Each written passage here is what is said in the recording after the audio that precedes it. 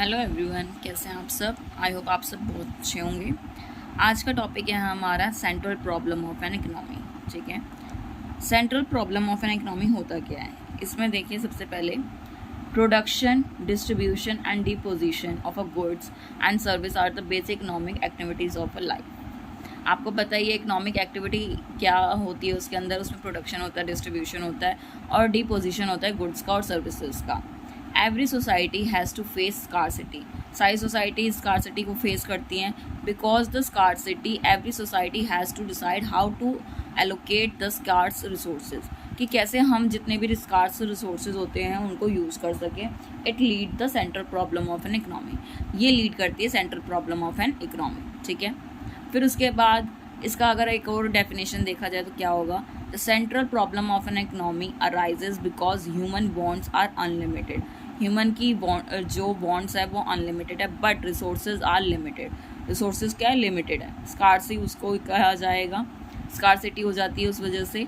Since resources have alternative use and every economy, कि उसके alternative use भी होते हैं चाहे जितनी भी इकोनॉमी हो, कोई भी इकोनॉमी हो, whether it is capitalist, socialist और मिक्स्ड। कैपिटल वाली हो, सोशल वाली हो या मिक्स्ड हो, किसी भी तरीके की इकोनॉमी हो, सब में ये होता है। Has to make choice about how to use them, कि उनको किस तरीके से यूज़ करें। तो there are three main central problem of an economy. तीन मेन सेंट्रल प्रॉब्लम है जो हमारी इकोनॉमी में होती है। सबसे पहला है व्हाट टू प्रोड्यूस और इन व्हाट क्वांटिटी, कि हमें क्या प्रोड्यूस करना चाहिए और कितनी क्वांटिटी में। हाउ टू प्रोड्यूस, हमें कैसे प्रोड्यूस करना चाहिए, क्या टेक्निक यूज़ करनी चाहिए। फॉर whom टू प्रोड्यूस, और किसके लिए प्रोड्यूस करना चाहिए। तो ये तीन प्रॉब्लम हमारे लिए आती है सेंट्रल प्रॉब्लम में, कि हमें क्या प्रोड्यूस करना है, किसके लिए प्रोड्यूस करना है और कैसे प्रोड्यूस करना है। ठीक है, सबसे पहले आता है what to produce and in what quantity. The problem involves selection of goods and services to be produced and the quantity to be produced of each and selected commodity.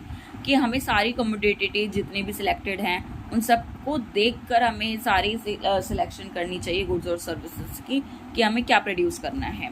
Every economy has limited resources. सारी economy के पास limited resources होते हैं और हम सारी economy के लिए produce नहीं कर सकते सारे goods.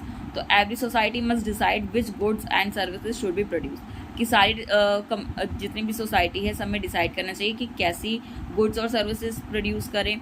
Also it is decided how much of each good should be produce, कि कितना क्वांटिटी में हमें उसको प्रोड्यूस करना चाहिए। This is the problem of resource allocation between the different types of goods. तो ये मेन प्रॉब्लम आती है कि जब हम किसी भी चीज़ गुड को प्रोड्यूस कर रहे हैं तो उसमें क्या दिक्कत आती है। सबसे पहले कि हमें जो जितने भी गुड्स एंड गुड प्रोड्यूस कर रहे हैं उसका डिसाइड कर लेना चाहिए कि हमें कितना प्रोड्यूस करना है और कैसे प्रोड्यूस करना है। ठीक है, फिर उसके बाद इसके दो प्रॉब्लम्स आते हैं टू व्हाट टू प्रोड्यूस में। इसके दो एस्पेक्ट्स हैं। What possible commodity to produce, कि कितनी कमोडिटी प्रोड्यूस की जाए, और कितना, हाउ मच टू प्रोड्यूस।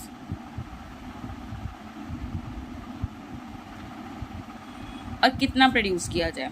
फिर आता है हाउ टू प्रोड्यूस, कैसे प्रोड्यूस किया जाए। This problem refers to selection of technique. इसमें टेक्निक को सिलेक्ट किया जाता है to use for production of a goods and services. Technique means which particular combination of input to be use, कि कौन से कॉम्बिनेशन में हमें टेक्निक यूज़ करनी है। जैसे कि जो टेक्निक है वो दो तरीके की होती है, लेबर इंटेंसिव टेक्निक और capital intensive technique. Labour intensive technique क्या होती है, जिसमें ज़्यादा लेबर होते हैं लेकिन कैपिटल कम लगती है। और कैपिटल इंटेंसिव टेक्निक वो होती है जिसमें कैपिटल ज़्यादा होती है और लेबर कम होती है। अब देखिए, अगर आपको लेबर यानी कि जो लोग काम कर रहे हैं उनको देखना है तो आपका वहाँ कैपिटल कम लगेगा, और जहाँ कैपिटल इंटेंसिव को देखा जाएगा तो कैपिटल ज़्यादा होगी और लेबर कम होगी। ठीक है, फिर आता है फॉर whom टू प्रोड्यूस, किसके लिए प्रोड्यूस कर रहे हैं। This problem relates to the distribution of a produced goods and services among the individual within economy, कि इसमें देखा जाता है कि जितना भी हम इसमें देखते हैं जितना भी हम गुड प्रोड्यूस कर रहे हैं या कोई भी सर्विस दे रहे हैं वो किसी इंडिविजुअल ऑफ इकोनॉमिक को रिलेटेड होता है, या सेलेक्ट करते हैं कि किस कैटेगरी के पीपल को हमें ये सारी चीज़ें देनी है।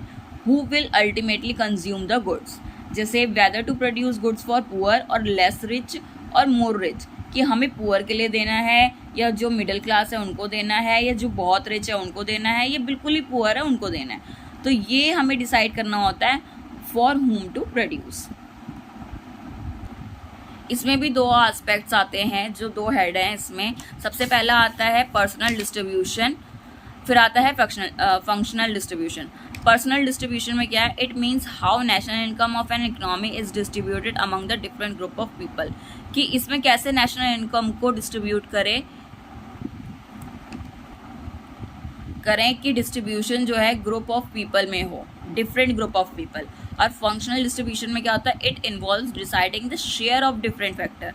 इसमें शेयर जो होते हैं डिफरेंट फैक्टर ऑफ प्रोडक्शन के, उसको देखा जाता है in the total nation product of the country. जितने भी प्रोडक्ट होते हैं कंट्री के, उसको पूरा एलोकेट किया जाता है, तब ये दिया जाता है। तो हमने इसमें तीन चीज़ों के बारे में पढ़ा। सेंट्रल प्रॉब्लम क्या होती है कि what to produce, how to produce और टू हुम टू प्रोड्यूस। तो इसमें हमें ये तीनों चीज़ें पता चली हैं। नेक्स्ट क्लास में हम करेंगे अपॉर्चुनिटी कॉस्ट और पीपीएफ, जिसके बारे में हम आगे स्टडी करेंगे। ठीक है, तब तक अपना ध्यान रखिए और स्वस्थ रहिए। Thank you.